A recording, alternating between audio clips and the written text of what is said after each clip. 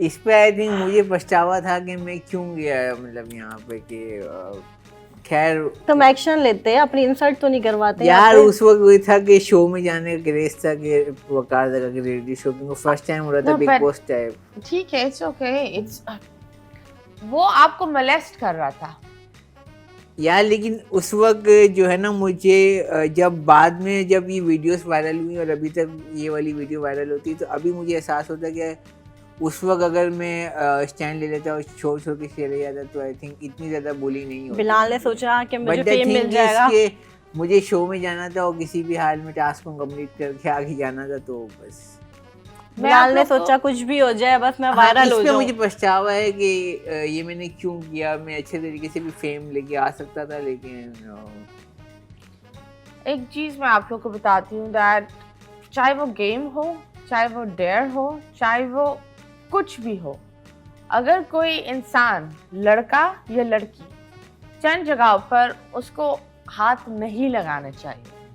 This is a little message from our show, क्योंकि there is a thing called good touch और bad touch. बिल्कुल ऐसा ही है। जो यहाँ हो रहा था वो कॉमेडी नहीं है, इट्स मोर ऑफ ट्रॉमा।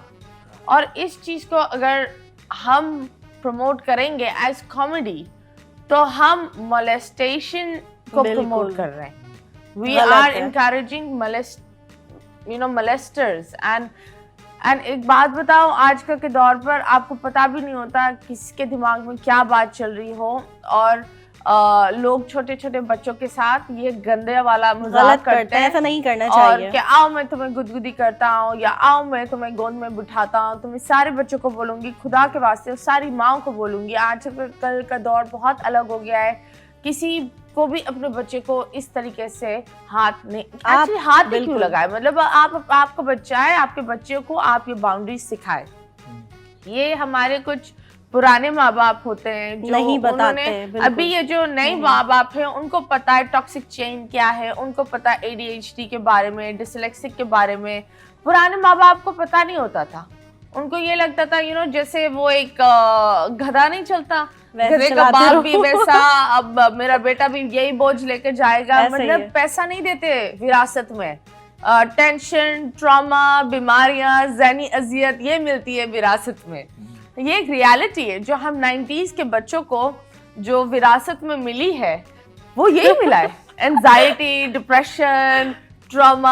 आजकल के बच्चों को तो मोबाइल मिल गया बस। और आजकल के बच्चों को जो एक फैक्ट है कि जो 2000 के जनरेशन है ना, द 2000 की जो जनरेशन, वो बहुत ही सेल्फिश और रोबोटिक है। ऐसा ही है, क्योंकि उनको अपने सारे एक तो राइट्स पता है, मतलब उम्र से पहले उनको अपने राइट्स पता होती है, और वो इस कदर पता है कि कभी कभी माँ को भी सुना देता है कि ये है मेरा हक, वो है मेरा ये। मेरे एक दोस्त की बेटी है, तो वो जब डांट रही थी, मेरी दोस्त डांट रही थी सबके सामने, क्योंकि उसने चंद बदतमीजी करी और वो फोन नहीं छोड़ रही थी। वो टेबल से खड़ी होकर उसने अपनी माँ को पता है क्या बोला? क्या मैंने बोला था आप मुझे पैदा करें? पैदा करने का डिसीजन आपका था, तो अब आप पूरी रिस्पॉन्सिबिलिटी भी लें। जब मैं अपना डिसीजन लूंगी, उसकी मैं रिस्पॉन्सिबिलिटी भी लूंगी।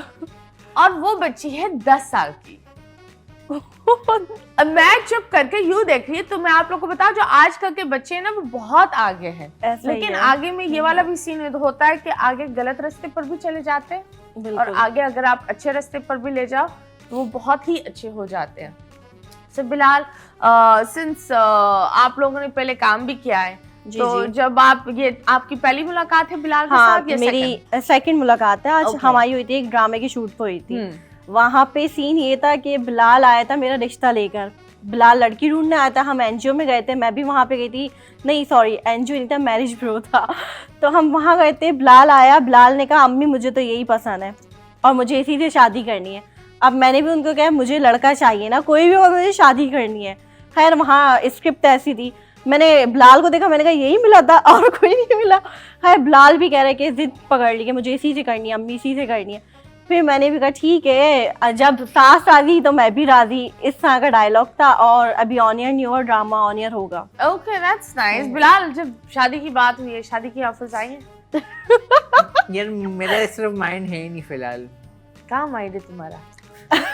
असल में मैं जो हूँ वो लाइफ में कुछ करना चाहता हूँ इसके बाद। Okay. बिलाल तो आज बहुत सीरियस बैठा हुआ है। ऑफर आई है या नहीं?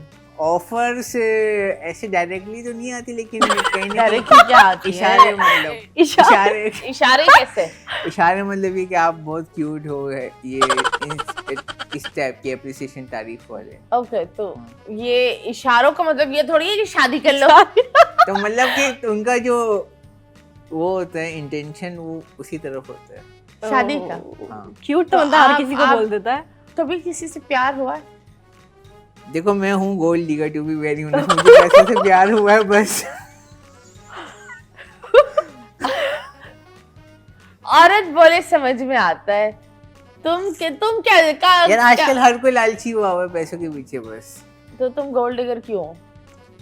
मतलब पैसा हासिल करने के लिए, वही एक टाइप का वही हो गया ना word gold digger.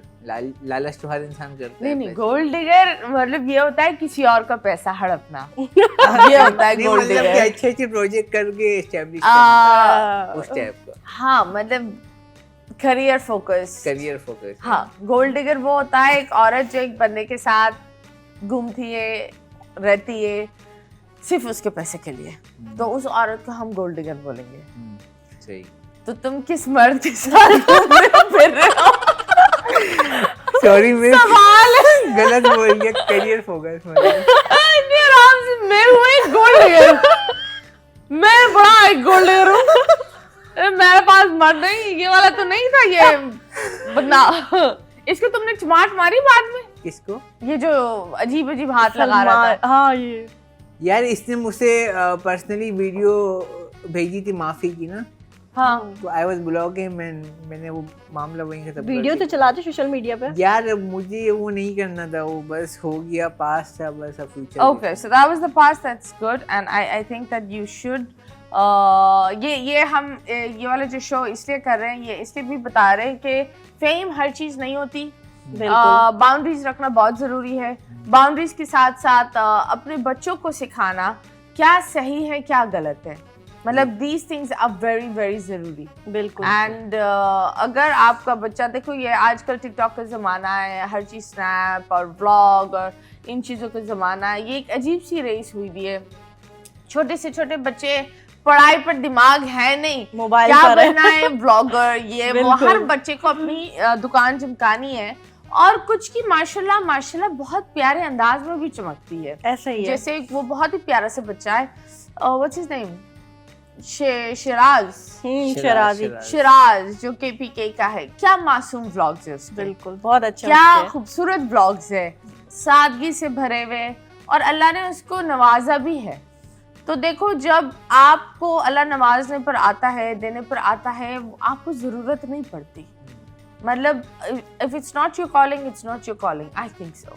So yes, आप बताओ, कभी जब बात आती है फेमस होने के लिए, लोग अलग अलग ऑफर्स देते हैं,